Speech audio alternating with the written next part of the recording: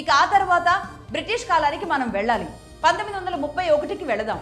1931లో అంటే దాదాపుగా ఒక 100 ఏళ్ల క్రితం బ్రిటిష్ వాళ్ళు క్యాస్ట్ సెన్సస్ తీసుకొచ్చారు కదా, అంటే కుల గణన చేశారు అని నేను గతంలో కూడా చెప్పాను కదా. ఆ కుల గణనలో అగ్రేరియన్ కమ్యూనిటీలుగా బలిజ కాపు, కమ్మ కాపు, వెలమ కాపు, రెడ్డి కాపులను గుర్తించడం జరిగింది అని చెప్పాను కదా ఆనాడు. ఆ నలుగురికి కాపు అని తగిలించేశారు, ఆ 4 కులాలకి. అయితే అప్పటికే అటు బలిజలలో కొందరికి, కమ్మల్లో కొందరికి నాయుడు అనే పేరు వారి పేరు చివరన ఉంటూ ఉండేది.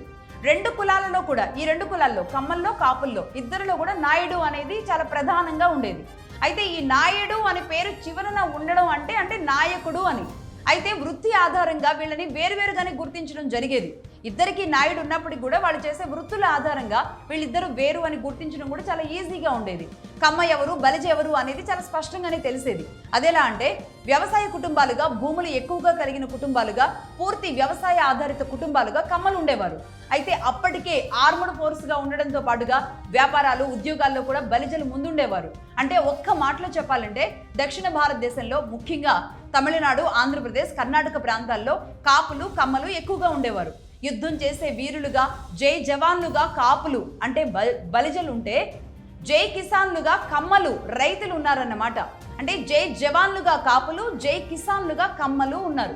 ఇక ఆ తర్వాత నాయుడు అన్న పదాన్ని కమ్మవారు కొందరు తొలగించుకుంటూ వచ్చారు. పేరు చివరన ఉన్న నాయుడు అన్న పదాన్ని కొంతమంది తొలగించుకుంటూ వచ్చారు.